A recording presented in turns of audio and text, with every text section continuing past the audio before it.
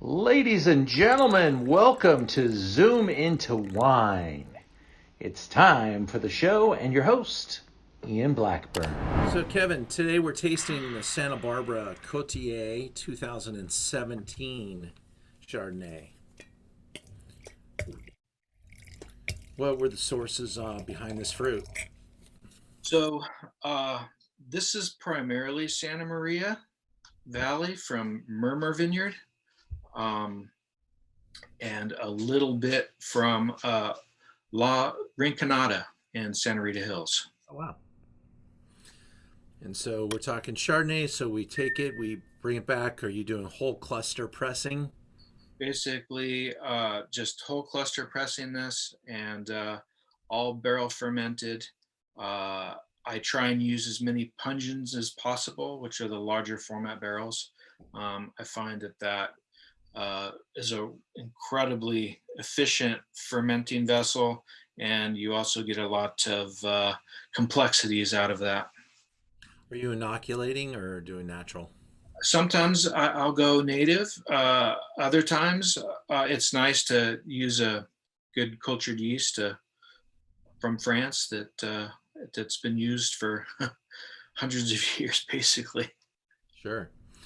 And do you have a particular a wood or forest that you like to focus on with Chardonnay? Is there a particular singular oak feature? Uh, I really like the Allier forest. I find that it brings out a lot more of that oaky sweetness without being too. Sometimes oak can have a little bit of bitterness to it, and Allier has a nice round, soft component. And all my barrels are 3-year air dried, which also helps for longevity and complexity.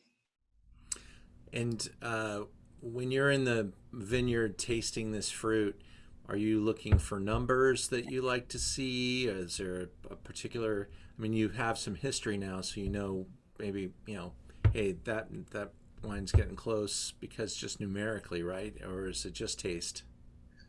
Taste is always nice, but I try and pick primarily on acids. I find that acids are the key to really where you want the wine to end up at eventually once it's a finished wine.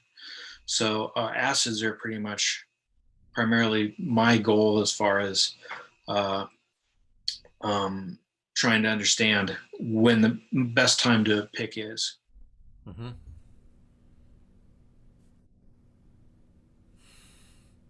There's something so Puini Montrachet about your wine. It's got a really cool combination of earth and wood and richness and fruit. It's not overly oaky or overly buttery. It's got a really good stance right there with one leg kind of in the old world, one world in the one leg in the new world. And I was pretty struck by this wine many times. Every time I taste it, I'm like, that is good, man.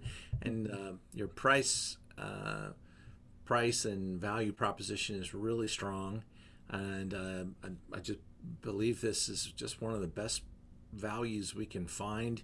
You're a small artisan producer using really high quality fruit, and you're putting it into a package that delivers at a price point that's just solid and dependable.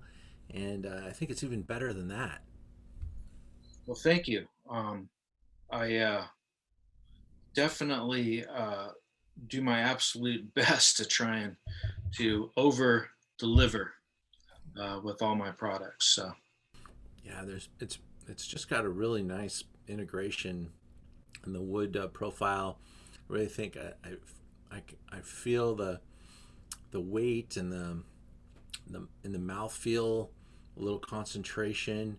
I get really fun, like I said, that hint of minerality. I'm not sure what vineyard is providing that, but our alcohol is pretty restrained here too, right? yeah, um, the Murmur Vineyard I usually pick a little bit riper because of the acids in that vineyard. they run a little bit high. But the La Rinconada part of it, which makes up about, I would say, 25% of this, uh, definitely you can pick that at a much lower number. And it definitely, the two go together beautifully, I believe. That's nice. Yeah, it's drinking great. That creaminess kind of gives way to the acidity and really great length, solid concentration. Yeah, man, I just don't know if I've tasted a Chardonnay that's any better, in the proximity of your price point. So I always look for wines that I can say that about. I have to taste kiss a lot of frogs to find a good one, and this wine just makes me very happy, and I recommend this all day long. And I just don't think you're getting enough credit here. Have you submitted this for scores? Actually, yes. Antonio Galoni at Vinuis and also Jeb Dunnick both have scored this. And they both gave it 92 points, so which is a great score for basically an AVA wine. Yeah, Uh, they're not handing that 92 out. You earned that 92. That's a solid score for a wine of this price point, and I mean it's absolutely a 92 plus wine.